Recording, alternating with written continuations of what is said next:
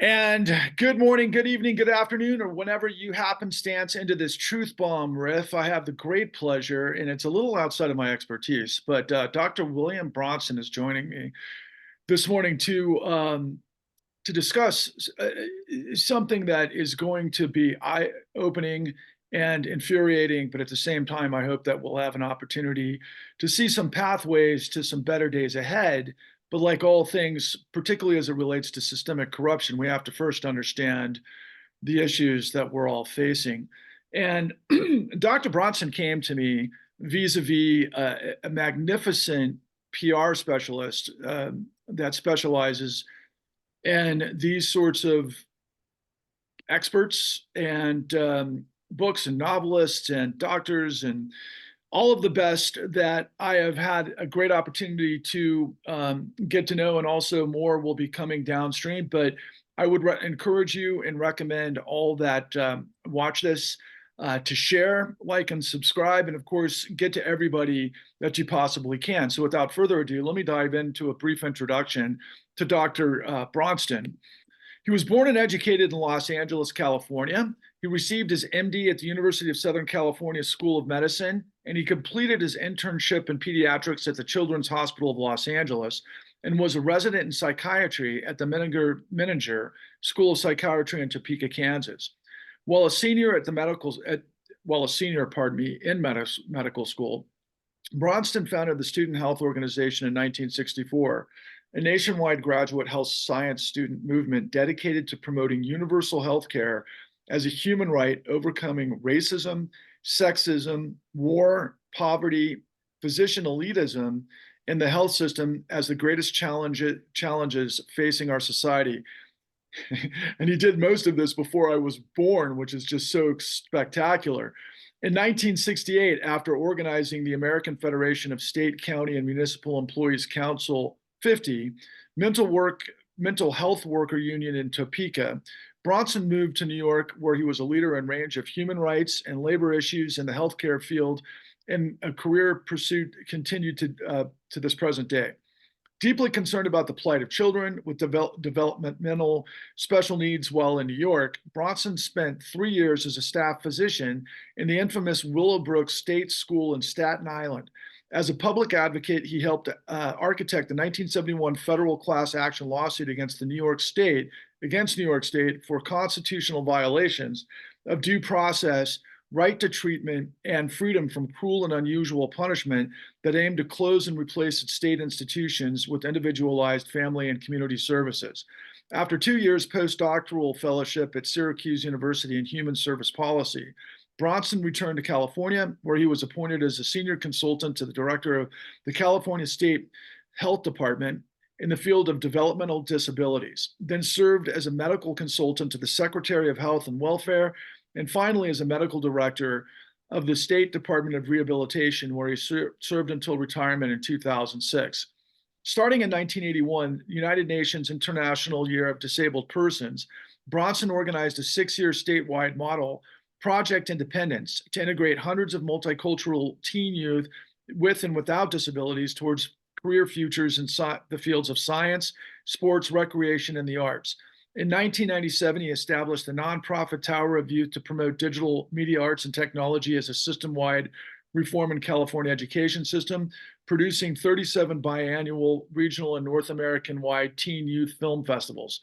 Returning to his central and lifelong devotion for organizing for U.S. and California health care as a right, Bronson again became a major voice in the Physicians for a National Health Program, 30,000 strong, nationwide, progressive physician organization, where his harbinger experience in ending institutionalism in New York inexorably leads to a strategic engagement advancing expanded Medicare for all, single-payer healthcare in America.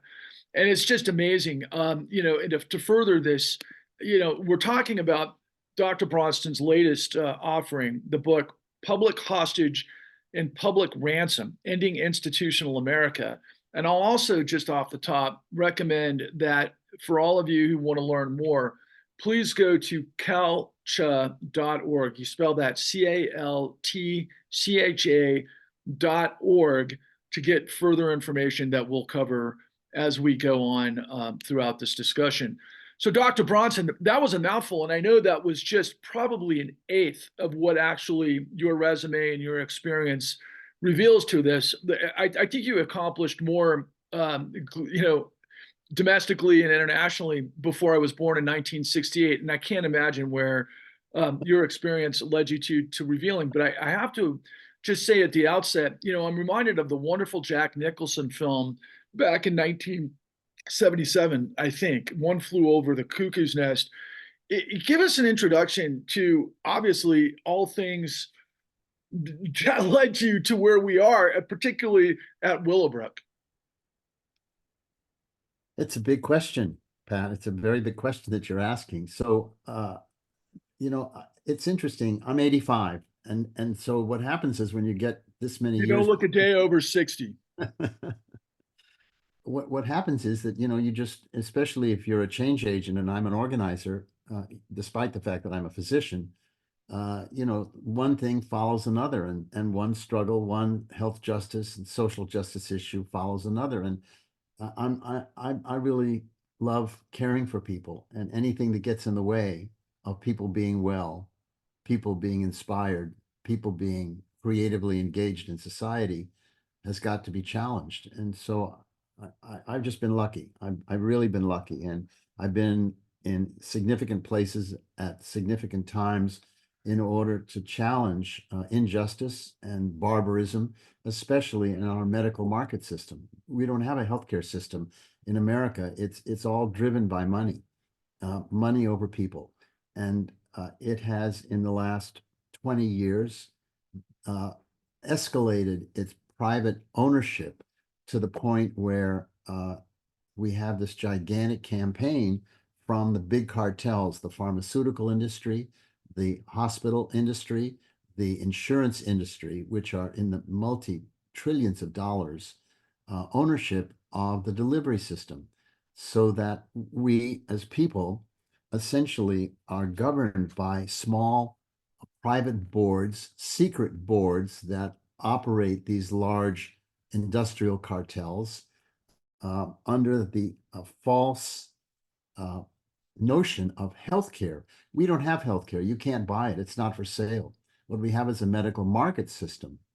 And people don't really understand that. And when the challenge comes to essentially end this barbarism and replace it with a democratic, rightful, comprehensive, individualized service delivery system entirely funded by the public sector, which the majority of our medical market system is currently funded by now, they get frightened. They get frightened that they're going to lose something. And that's But before you go on, let me just kind of hit the rewind for just a second, Dr. yeah, Bronson, sure.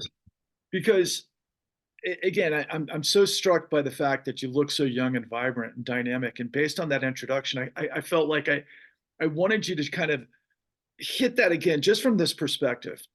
Every single day, I remind people that tune into me and our viewers that our the functional we've lost our functionality. We've lost the dynamism of what was once the United States, and we've had problems all along. There's no question, but we're in a new era, and we're a new era based on everything that you've just described. And for younger viewers, I want you to please rephrase from the perspective of what threat level assessment that you are prescribing this specific industry, but it seems to blend and dovetail into everything that I expose every single day, which is this massive financialization and rot that is controlled by a very tiny cabal of organizers that we might call the board, but that's also the Borg, but at the behest of society writ large. I The mean, 1%, the 1%. give us just some brief introspection from where we are today in 2024, and then we'll go back into the details of your offer. Well, the medical system essentially consumes slightly over $3 trillion, of which one whole trillion dollars can be absolutely eliminated overnight by transforming the system to a single payer universal healthcare system. We have built this gigantic administrative capacity that is just gigantic, so that 3 out of every 5 people at work in your doctor's office are pushing paper. And your doctor is spending somewhere in the vicinity of $4 billion in making phone calls in order to get approval for prescription requirements and treatment requirements from non-medical clerks that are there to save money for the cartels rather than putting them into service to the people. So uh, I understand that we've moved from when I was growing up in medical school and in health services to a whole different place now. And the problem is terrifying. I mean, I'm really deeply concerned about what's going to happen in November. And so this agenda of monetization of medical care essentially has replaced population care, population services, population health with individual wellness, illness management. And I know that everybody listening to the show has had some kind of a negative experience around their medical services, getting an appointment, seeing somebody, having, some way to deal with their insecurity and apprehension about something being wrong with them that they may not be able to cope with financially. And the whole system translates into whether you can pay or whether you have insurance coverage. Now, the trade union movement, for example, the small piece of that exists, have histories of establishing trust funds as part of their union dues for their members, which are very, very nervously held by these unions that essentially are afraid of the move to single payer because it will remove a very crucial magnet that they have of attracting members into their unions by providing some sliver of medical care. The situation is so complicated and so profound. You mentioned my website, which is the acronym is CalCHA.org. CalCHA stands for California Lifetime Care, as opposed to long-term care, Health Act. But I renamed it ourhealth.pub.pub. And if people go to ourhealth, one word, .pub, and spend some time looking at that, they'll get a total, deep, radical understanding of what needs to happen to our healthcare system and why. There's resources there. There is explanation of how reparations would be profoundly served and why the issue is not the cost of changing our healthcare system, our medical system to a healthcare system, but the issues of savings that would be profound investments that would have to be established in order to change things, and the prosperity that would emerge from having a rightful, universal, loving, merciful, caring, tender healthcare delivery system. That's So absolutely, yeah, that's absolutely extraordinary. And by the way, I'm just thoughtful of the draconian reversal to the 1860 laws in Arizona yesterday regarding abortions in Arizona. But maybe we can it's truly incredible. Meanwhile, let's ignore what SCOTUS ignored in the 14th Amendment, Section 3, to abort, or the states' rights to abort Trump on the ballot. They decided to give it all the states to crush the abortion laws. I mean, we're in such an extraordinary, horrific scenario. But let's hit the rewind really quick on your path, your educational path to serve people with special needs in the community. Can you give us a sort of an introspection of your inspiration that started you on this journey? as I was growing up, the idea of taking care of people just absolutely captured me. And I wanted to be a doctor from the earliest time that I can remember. And when I got to college, uh, I was really struggling because medical care seemed to be fancy plumbing and fancy business making. And I didn't want to be a businessman and I didn't want to be a plumber. I wanted to be a caregiver. And I took a course from my spectacular philosophy teacher in college on Marx and Freud. And I came out of that course totally transformed and decided that I wanted to be a child psychoanalyst,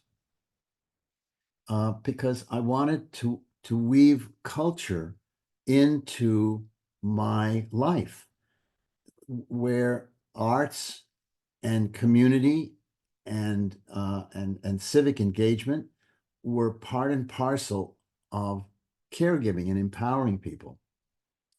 So I wound up going to medical school to USC, and I was thunderstruck because half of my class were so alienated. They were not, I didn't get a sense that they were there because they love people.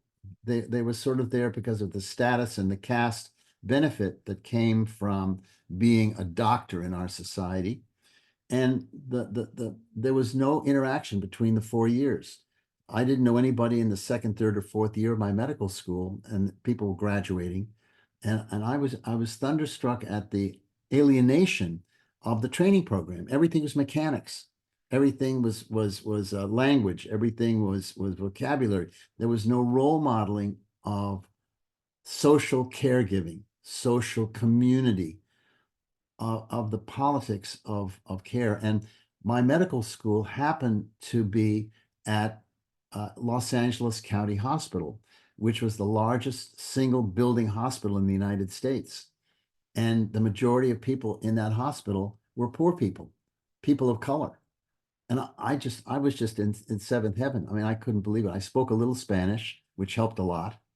My dad was a movie producer, and his studio was in Madrid, and so I learned Spanish in high school a little bit, and then going to visit him with my wife from time to time. Anyway, the whole effort was so outrageous that when I got to my senior year, um, I nominated myself to be president of my medical class in order to advance student power in the medical school. And I was successful in that effort and wound up essentially controlling the student government in my medical school. And so I set up a national forum that brought the most extraordinary people in the country to talk to us about the social determinant areas of healthcare.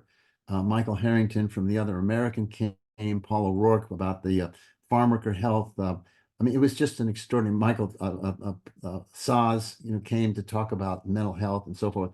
And then I put together a student-run newspaper, and so we were generating a 12-page newspaper every month that we paid out of our pockets, that brought the whole medical school together, the first, second, third, and fourth years together, to talk about the things that matter to them and their experience as growing caregivers, doctors.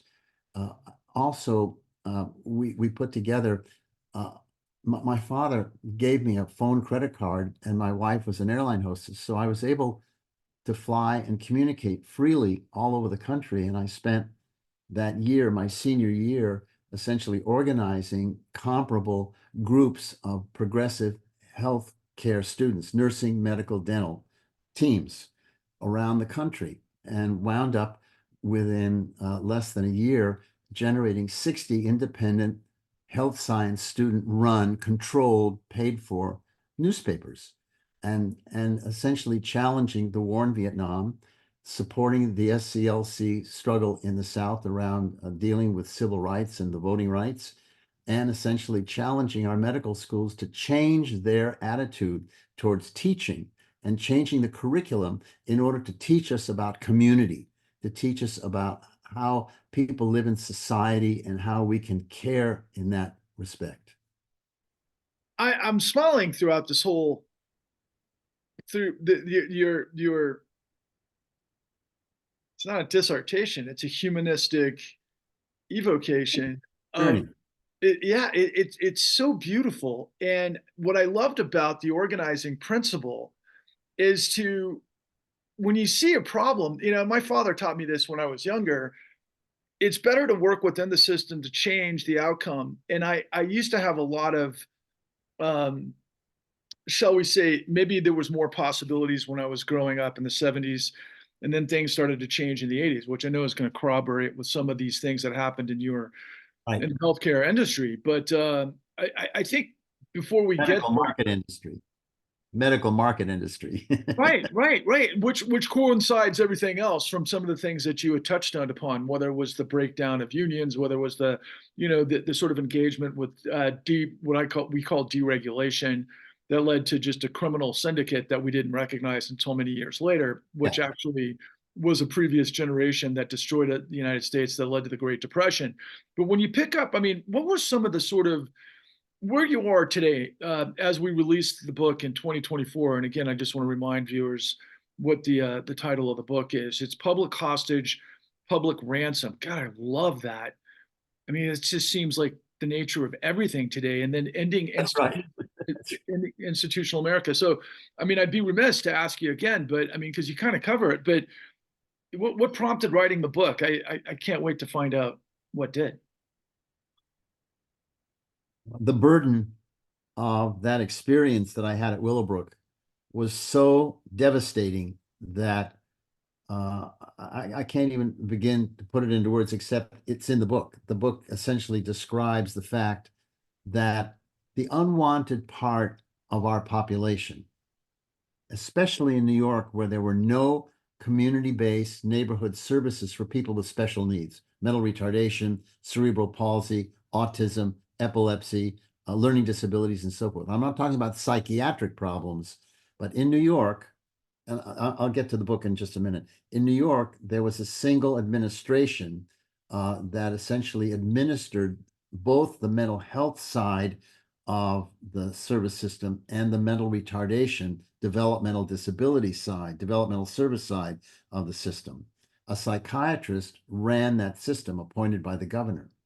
And essentially, there were 60 massive institutions in New York with not a single community-based service for people with special needs, whether it was mental health or developmental services. And I got this job at Willowbrook State School because as an organizer, I had a very challenging history for people that were going to hire me to look back to find out, whether I was an okay doctor to hire. And so I knew, because of my training at Children's Hospital, working in the developmental service department there, about community-based services for people with mental retardation and cerebral palsy and the like. And so when I was looking around for work in New York after I'd been there for 2 years, I moved there after Kansas, after Meningers. I was fired from Meningers for organizing a seizure of all the hospitals in eastern Kansas rather than striking the hospitals when I put together this council, 50 American Federation of State Municipal Employees. I didn't believe we should strike. Anyway, back to I'm sorry about tumbling like this, but all these things kind No, of please, it all comes together, but all coalesces around the whole fermentation of understanding the needs of quite frankly the patient, and That's right. then the needs of the vertical of the model. Right. So I wound up getting this job at Willowbrook because I knew they wouldn't check my credentials. And they hired me happily because I spoke English and I was young and I was highly trained in both psychiatry and developmental services, highly trained. And I wound up in this place assigned initially to what was called a baby building that had 200 of the most broken children I have ever seen in my life in one place. I was the sole single doctor serving these 200 children with 2 nurses and 2 to 3 workers on each of the 4 wards that each had 50 kids on the wards. No program, no furniture, no, I mean, all the kids ate at one time and had to eat quickly and be fed by the staff, by the workers. And they spent their whole life in nothingness. I can't even begin to tell you the profundity of imagining being put into a place at age 5, 6, 7, 8, 9, 10, around there, knowing, not they knowing, but the system knowing that they were going to die there and that they were going to keep them there getting Medicaid money, $200 to $300 a day, for which the system essentially took 90% for its own administration and only plowed maybe $20 to $30 a day into the lives of these people who were there as long as humanly possible, at the lowest possible level of existence until they died, in order for the state to draw this Medicaid money. So they were public hostages, essentially there with Medicaid public ransom money coming to facilities, because Medicaid in America does not fund people or families. It funds facilities by law, which means that the money comes from the federal government to the New York State Department that essentially manages all the institutions, all the congregate segregated facilities, and it can decide what to do with that money. And so it creates this gigantic bureaucracy where everybody's getting paid over $100,000 a year or whatever, plus, that essentially do nothing, never come to look at the horror of what it is that's been imposed upon the people that are incarcerated in these segregated congregate institutions. And the situation was so barbaric, the disease level, and then they were doing a viral research experimentation. It was like jungle diseases, diseases that I only had read about in medical school that were so esoteric and so terrible. Gastrointestinal diseases, parasites, infectious diseases. It was simply horrible. And I set about using my medicine, because I was really well trained, in order to try and fix the building. And the problem was that the doctors in my complex were pissed off that I was demanding, meetings to talk. If a kid died, nobody talked about what could have prevented the death or looked at the problem. It was unheard of for me in medicine.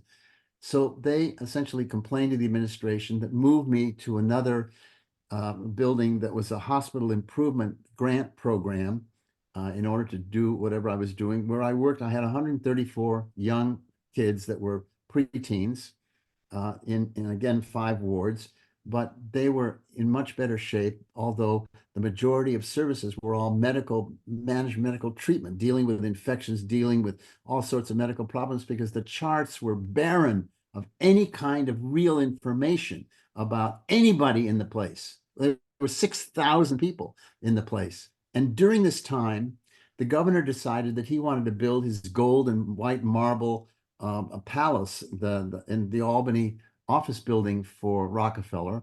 And he pulled $1 billion out of our budget, which essentially cut 1/3 of our workers, which were already at rock bottom minimum, in order to kind of carry out his effort.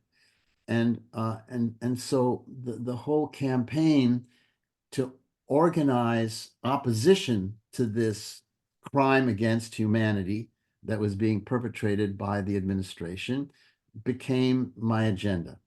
And I had to find a population in the community that had a stake in fixing this horrible situation. It wasn't the workers, because the workers were organized in such a clever way by the administration that there was an administration union and there was a Black Power union whose membership went straight to the Attorney General. I mean, it was just really bizarre. And so I began Can I meeting answer with this question first? Because I know you're about to go into the critical phase of what came next of this whole thing. But first of all, I want to remind those that are tuning in that the name of the book is Public Hostage, Public Ransom. Ending Institutional America is the subtitle. Ending Institutional America. But what has struck me about what Dr. William Bronson has just laid on us is that, and I really appreciate Eileen for sending you my way. But I mean, look, we're in 2024. This happened in what years are we talking about exactly? 1971, 72, 73, 74. Okay. So again, for those of us who came from that era, 50 years ago. The closest we could come to understanding this was, One Flew Over the Cuckoo's Nest. But beyond that, there were so many things that happened. At that time, I remember 60 Minutes covering this type of stuff downstream. But what I want to remind people of that, and I say this constantly, that we live in a corporate, this is in 2024, we live in a corporate fascist system that uses what I would call socialism that we've revealed over and over based on the Federal Reserve's guarantee of what I call the mafiocracy, organized crime within the boards of corporate America, to extract Profit. from we the people. And here you are discovering this 50 years ago in this situation. And yet that became, with all your brilliance, with all your insight, with all of your dynamic, humanistic, sort of inspirational approach to this, in the way that I would interpret as the American dynamic way to see a need, fill a need, and make things better. That's the idea of a progressive society. But yet, the exact opposite continues to happen. And I just wanted to make that point briefly, because what you ended up doing, this is really fascinating as a transition, though, but you ended up having a trial against both the state of New York and the government for crimes against humanity. Yeah. So understand that the system instructed us to falsify the records on the people that we were taking care of to maximize the income from Medicaid. That's number one. Oh my God. And I told them overtly that I was not going to do that, that I was not going to comply. And I was keeping meticulous written records anytime I would go and see anybody in the institution to explain the reason why the problem existed. But what I want to make the connection at this point quickly is the reason I wrote the book was not only to get this poison out of my system of having worked in this awful, awful, god-awful place, but because the system has metastasized from one large tumor, one large cancer, Willowbrook, to a universal nursing home system in America funded exactly the same way with exactly the same problem. And let me guess, through private equity and hedge funds. So, for example, the nursing home industry in America is now close to 70% privatized, where it used to be public. So the workers are getting inadequate pay. They're mostly women of color. The people in there are in there to die because it's a death-making, death-profiting system. And it is exactly identical to the Willowbrook situation. It's Medicaid dollars that are essentially going to institutionalize all of us, you, me, all of us as we age. We become developmentally disabled by age dependency at some point and wind up, because this has been going on since 1965 when Title 19 of the Social Security Act was passed. People don't even remember what it was like to take care of their elder family members in a multi-generational home-based situation without having to put them into some place so that they could go to work or they could be free from the burden. 41 million people in the United States are essentially taking care of some dependent member of their family with no remuneration of any kind, because there's no alternative than putting people into a congregate, segregated institutional environment. And that's why universal single-payer healthcare is the absolute strategic antidote to this crime, to this phenomenon. And we must somehow, regardless of the fact that it's all the people against all the money, prevail. We must prevail to transform our medical market system into a true, caring healthcare delivery system that's driven by population health leadership from the public health system. And my book essentially uses the Willowbrook story of how I organized the federal class action lawsuit and how I built the campaign and how I began to understand what I was seeing. There's 80 photographs in the book, 80 pictures, and they're grouped in 4 chapters in order to show not the grotesqueness or the spectacle of differentness, but to show the violence of a violent environment that essentially is universal. Forgive me if I find myself somewhat at a loss of words, because I'm dumbstruck, thunderstruck, as you put it, that here I'm finding the same DNA, the same pathology that I see everywhere. And the extraction that you had mentioned, the first thing that my mind promulgates is follow the money. You mentioned Medicaid. Can you give us a perspective of what kind of budget we're dealing with nationally, to what ends, and can you put corners on that? Well, as I was saying, it's a roughly $3.5 trillion that essentially is going into medical services across the board. The problem is that you have somewhere in the vicinity of 1,500 different providers that are billing. Each provider has its own spectrum of eligibilities. When I talk about a provider, I mean like an insurance company, like United Health or Dignity or Sutter, whatever. And so when it comes to billing, the impossibly complicated picture of how billing happens is so irrational and so complicated and so multidimensional in terms of who is getting what benefit for what period of time for what problems they experience, that there's no way to actually verify any bill that you get in terms of the basis for that charge. uh, the cartels essentially set prices, and there's no law that prevents them from inflating anything that they do, whether it's an aspirin or a Kleenex box or open heart surgery. They can charge anything they want to charge, and you have a situation where when the hospitals don't get paid because the bills are so outrageous, the system sells the bill to a collection agency, which are all gangster driven. And so there's a wonderful, marvelous Oh my organizer God. by the name of Jerry Ashton, who runs an organization called RIP End Medical Debt and RIP End Veteran Debt. And what he's been doing, he was a collector, and he realized the evil of the work that he was doing, and he became an expert in buying out these debts. And so he has bought out somewhere in the vicinity of $20 billion of medical debt from most of the poorest people in the southeast part of the United States for probably something in the vicinity of $20 million. I Oh mean, my, the really? exchange staggering. It's a dollar for every 100. It's just extraordinary. Oh And my God. so he's working on essentially ending medical debt by buying out the debt at a penny per $100 to $1,000 of debt. And the politics of that are absolutely fascinating. You should have him on your show. He's brilliant. His name is Jerry Ashton, and his website is called Ending Medical Debt, RIP, Ending Medical Debt. And now he's focused entirely on the veteran community, because the veteran community is absolutely embedded with $4 to $5 billion of external debt that are not covered by the VA system.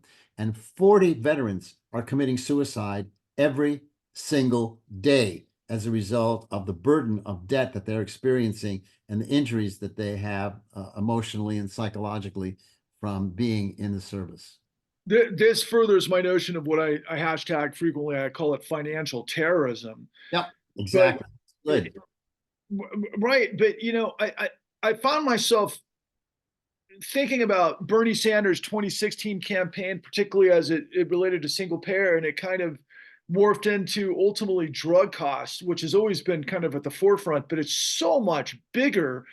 You talk about the deindustrialization to establish, a rightful single payer public health care system. Yeah. And in your words, the barbarous medical market system that we suffer. Fill in the blanks. I mean, again, I can't get over the fact when you're talking about ending the debt, because I deal with a lot of fabulous economists, for example, that continue to speak the same outrage, particularly when we start to think about there's coincidentally a $33 trillion fiscal debt that matches the consumer debt, right? I mean, how interesting is that? But given the tens of trillions of dollars that I know have been passed from the Federal Reserve illegally to this financial system that's creating this extraction service. They just took what you had back in the early 70s and took it to a place I don't think most people could foresee, but obviously you saw it the whole time. I didn't want to wind up in a nursing home. I knew that when I was in my 20s. I could see what was happening around me with the elder community, and so this whole question of working in the developmental disability area, what we're talking about is the burden of differentness in our society, regardless of what kind of medical label you add to the differentness. I I'm the book essentially justifies the need for changing the medical illness individual model to a population-based public democratic model of care where nobody would pay a penny at the point of service. They would take out their universal healthcare card, hand it to the provider, any provider that they wanted, anywhere, anytime, for anything, and the provider would bill the single economic trust fund that had 100% of every health dollar in the economy in it in order to pay the bill within 30 days. That would mean that the corporate community would be relieved of something in the vicinity of 20% of their profits that are essentially allocated to covering some splinter of care for their employees. What's going to happen if Trump wins the presidency, out of curiosity? Uh, uh, I I'm have to talking think. about in this space. You understand that Trump is a demagogue, psychopathic fascist, and everybody around him essentially is exploring and that Miller guy, that Steve Miller guy, is just a monster. He's just a monster, a little Hitler. The issue here has to do with the dis disorganization of the world's population that's resulting in gigantic shifts of population through immigration, and the fear Oh, true. and the resentment of the existing national population of the challenge to their jobs and their incomes as the economy kind of goes south. And the result of that is a desperately dangerous. When Trump says he's going to be a dictator, I mean, this is deadly serious. I mean, if the women of this country don't bail us out in November, we're sunk. I got to tell you. Well, And I'm trying to lead a movement though to create a populist tidal wave crusade to purge corruption and the fascism that fuels. Because I mean, like when I'm hearing you talk about the debt, right? So what happens if you were able to have a public health administration buy out all the public debt, and then you're talking about these global issues? Um, you buy out the debt up front. The debt is not that onerous. I mean, it's something that we can afford to buy out. The other thing you want to do is you want to globally budget every medical entity in the system on an annual basis, so that, for example, you take a major hospital like Cedars Sinai, whatever. You establish a baseline cost the year you start the program, and then they have to justify every year any increases that would essentially go along with increase in interest that they would be funded. The same thing would happen with the professional community. You need to globally budget every post-secondary training school that trains health workers, doctors, nurses, dentists, psychologists, social workers, in exchange for year service to be assigned through a national health corps or a state health corps to underserved areas to build comprehensivity at the local level. The most extraordinary healthcare system on earth is Cuba. The people own the healthcare system in their country. It costs nothing to go to school. It costs nothing to become a health worker in that school.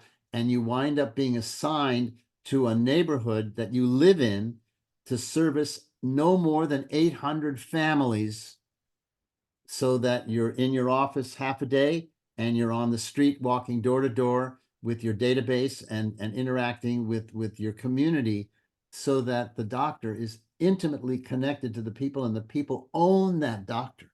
That doctor is not an elitist that's there to exploit and that's in a separate world like our doctors are.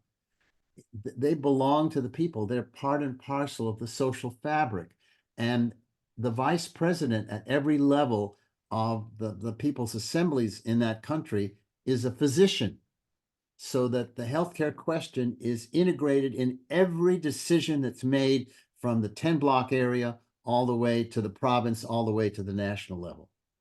I mean, it's a dream. I mean, I've taken 25 doctors down there. I took the heads of the American Public Health Association down there with me, and I would cry every day. I mean, it was so moving to me. You can't imagine what it's like to live in a truly revolutionary society that's predicated on empowering the people, on caring for their people, and for the people to have some sense of real meaning and a role in society and service, not exploitation. So What do you our health think? What do you model, think? What do you think the benefits would be to? I mean, can you even put a? I don't want to put a figure on it. I just want to hear you kind of, create a portrait of what the United States would be like if the suffering and the anxiety and the central tumor of all of these things, when your health you knew would not destroy you, and that you could move on to do all of the things in the world to be productive. I mean, make it make sense to me in a way that I know you will. in order to have that happen, the masses of people in this country have to acknowledge that we are a family. We are one family, regardless of color, gender, ethnic, national origin, language, whatever. We are one family. And we can essentially take care of ourselves the best way possible by making sure that we take care of everybody the best way possible. We become part of the possible. And so a universal healthcare system would essentially put the power into the general community, but the general community has to understand that everybody is part of our family. Everybody is a brother and a sister in our society. And we can't see people as enemies. We can't see them as essentially takers, or in any kind of negative, pejorative way, kind of caste consciousness way. When you read Isabel Wilkerson's magnificent book called Caste, Caste, and every chapter, it just mind blowing in terms of looking at the transformation that would happen in the psychology and the culture of our society and the massive expansion of our economy were we to have some sense of caring for one another as a human good, as a right, rather than as a market commodity. A magnificent book written by this marvelous young woman named Beatrice Bolton, titled Health Communism. Essentially, it's a small book produced by Verso Press in London and New York, essentially describes the situation that exists now in terms of the way in which people that are removed from the working class essentially are monetized in as a surplus population, whether they're in a nursing home or whether they're in prison or whatever. You put somebody in an institution, you are using public tax dollars to keep them there that essentially expand the administration. And we're talking about the entirety of our national economy. The medical delivery system in America is the largest single piece of money apart from the warfare system. The warfare system produces no value. It doesn't reproduce itself. You make a bomb, the only thing you can do with the bomb is drop it. It doesn't produce anything like you build a machine that builds another machine. That's a whole different deal. So by understanding our healthcare system as a transformational, humanizing, democratizing a policy endeavor, which is why the system is so riveted in blocking this from happening. It cannot potentially allow a universal healthcare system to be put into place that's rightful, because it would outlaw the private insurance industry. We don't need the middleman. Nobody loves their insurance company. The insurance company is nothing more than a middleman that takes money off the top that should be going to care. And were we to have a universal trust fund, research would be all publicly funded. Trust would transform in our society. Community would be built in our society, and mutual respect and caring for one another, and not fearfulness and not hostility and apprehension and divisions in our society. You couldn't have a Trump and a single payer healthcare system in the same system. You couldn't. One is all grounded in empowering people and building community and building togetherness and building mutual care, regardless of whether, you come from some distant place in the world or whatever. And a society where people live with guns in holsters out in the open and shoot children in schools, and essentially promote war in the world. If Trump I wish I was Michelangelo and I could create a fresco of what you just said. I mean, it was just absolutely glorious, and it's so beautiful your come from, and it's been the continuity has been there from the very beginning. I want to finish with two sort of summaries. Can you remind me again what the total cost of the healthcare industry of the United States is? 1.5 trillion. We're talking about $12,000 for every man, woman, and child in the United States. Did you say a half trillion or wait, a half Three, trillion? 3.5 trillion. 3.5 trillion. Okay, now I got to put this into perspective again because what dominoes in my mind is my understanding from where I come from that since 2009 we have pumped illegally 71 trillion. That's a conservative number. 71 trillion into our financial system, of which is run by the gatekeepers that control a lot of what you're talking about, particularly private equity. That's And 18% of the GDP. 18% of our GDP goes into the medical market system, into these three corporate cartels: pharmaceutical, insurance, and hospital. and And then then the richest doctors essentially support or all are co-owners in that system. That's why the AMA and the California Medical Association, the medical societies, are technically against single payer, but the membership are not.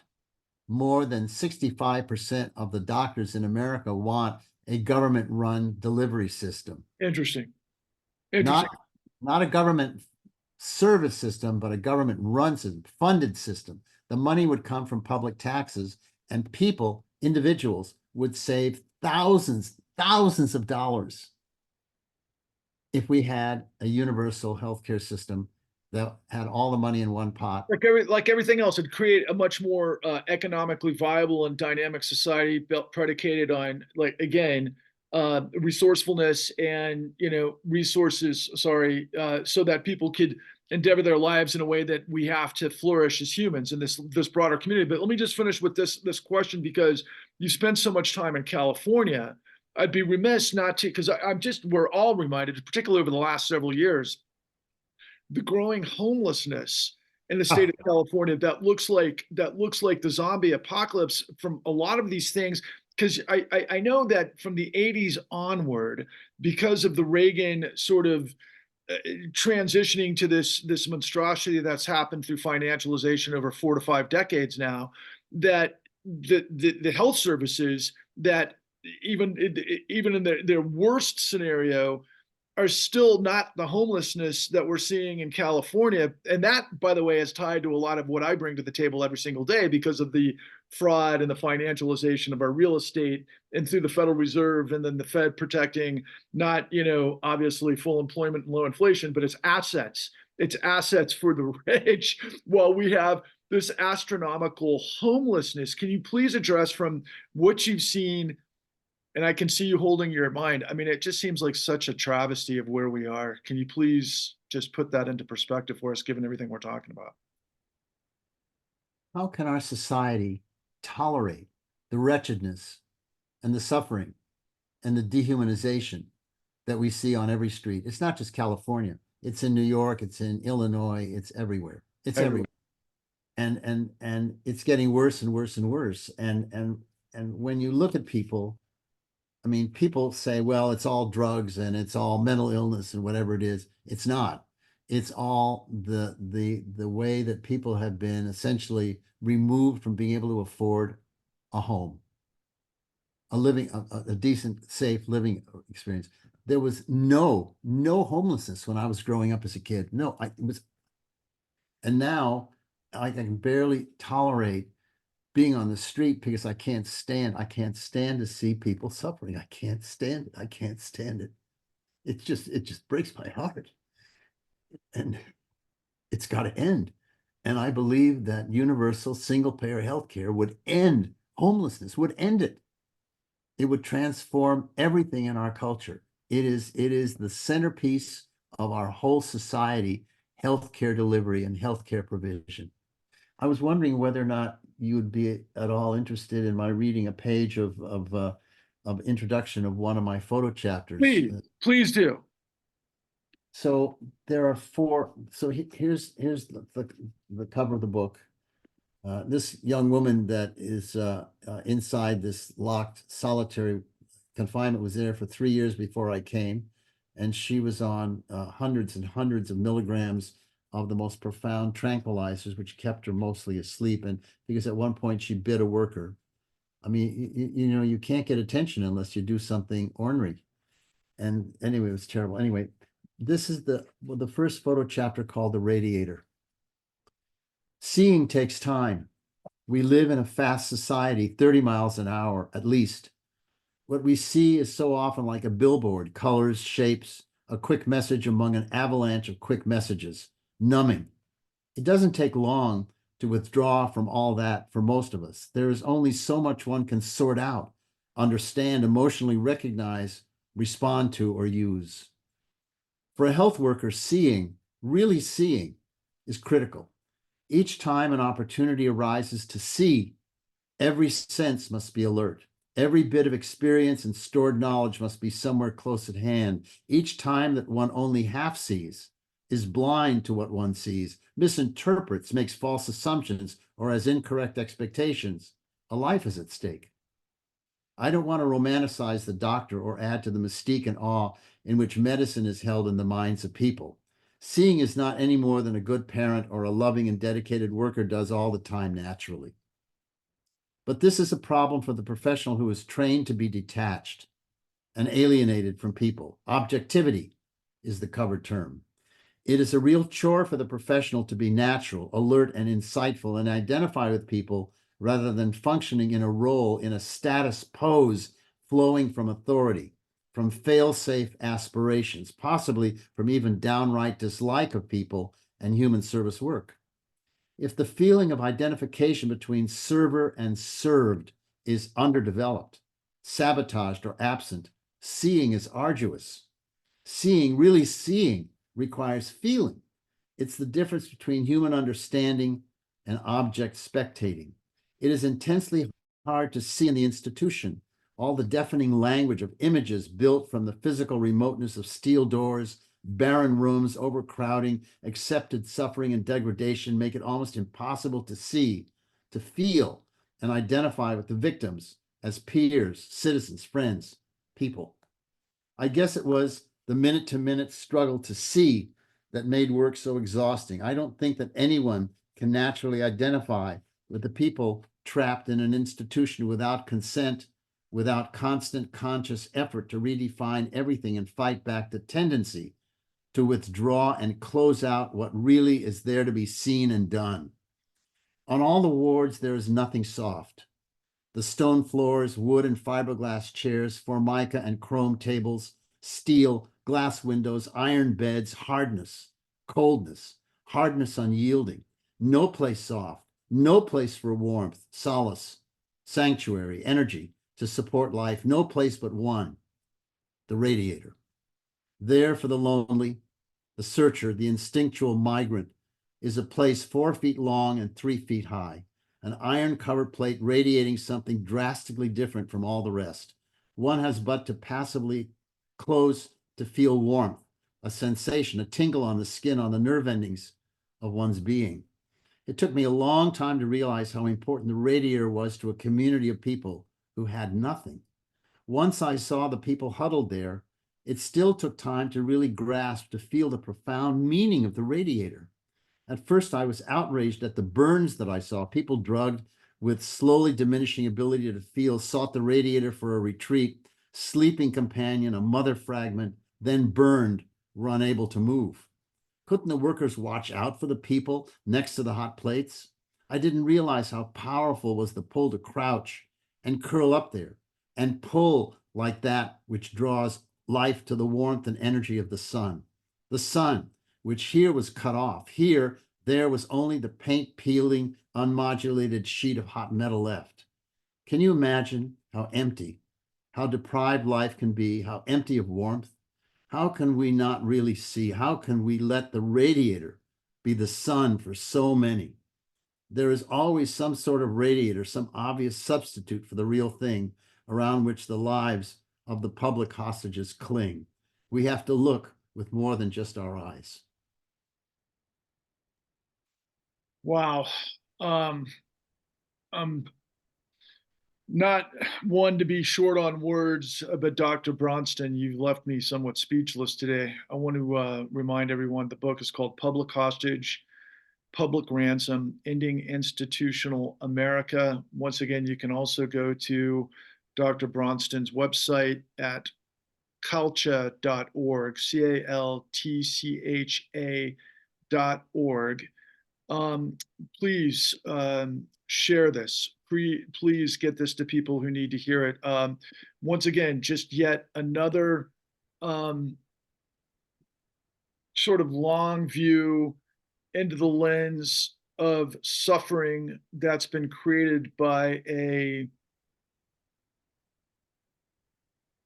economy of deceit, an economy of deception, economy of betrayal, an economy of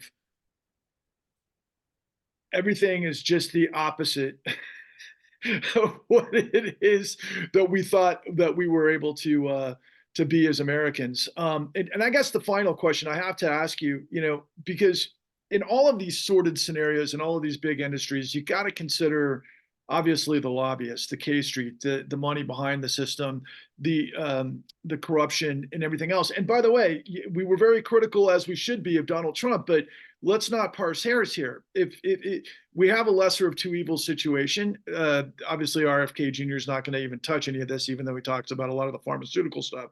But Biden is basically up for and by BlackRock, and BlackRock funds a multitude of this scenario by way of a lot of the private equity that are in the game and everything else.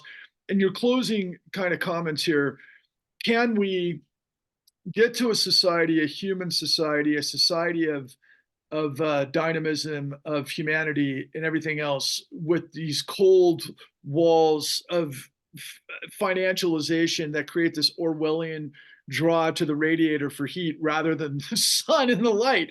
Give us some closing comments, even though you've already knocked the cover off the ball a million times. Patrick, what choice do we have?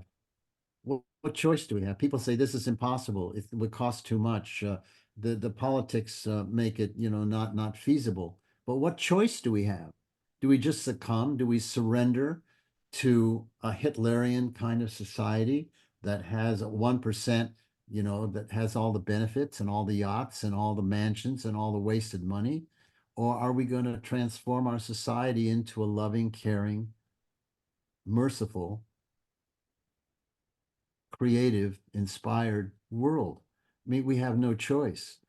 And this healthcare system is something that everybody experiences, but they don't understand the ignominy that they are living with. There's no imaginative strategy. So Pramila Jayapal, a congresswoman from Washington State, has a bill. It's I think 3421, I think is the number of it. And it is an ideal single payer national system. Here in California, the California Nurses and the National Nurses Union have submitted a bill, Assembly Bill 2200, which is going to be heard later on this month by the Assembly Health Committee here in California. But again, you've got 10 lobbyists for every elected member of any legislature, whether it's at the state or the federal level, essentially funded by the profits that essentially are drawn from the caring system of these large cartels that are supposed to be the medical industry. They are the medical industry, but they're a criminal, kind of a cartel system. So I believe that we have to, buckle up, take a breath, and begin talking in our churches, talking in our synagogues, talking in our book clubs, reading the right kind of thing. For example, if you go to the website, the caltcha.org website, again, CalTCHA is the acronym for California Lifetime Care Health Act, and understand what lifetime care is as opposed to long-term care, which is institutionalization. And then, or ourhealth.pub, both of those those links take you to the same website. Spend some time at that website. Look at some of the books in the resource drop-down screen. They're magnificent, and think about the fact that we have a right to quality of life. We have the right to be free of fear and insecurity universally. And we have the right to not wind up in an institution as we become dependent late in life. 100% of us will be there unless we have limitless money to be able to afford a around-the-clock healthcare worker working with us in our home before we croak. So I think your work, your research work, your advocacy work, the work that I put into the book, which is everything I feel and understand about the way things should be in terms of caring for one another, and the hundreds and hundreds and thousands of people that are involved in single payer campaigns around the country. In almost every state, there's a single payer struggle going on, and it's up against the wall. But we must consolidate.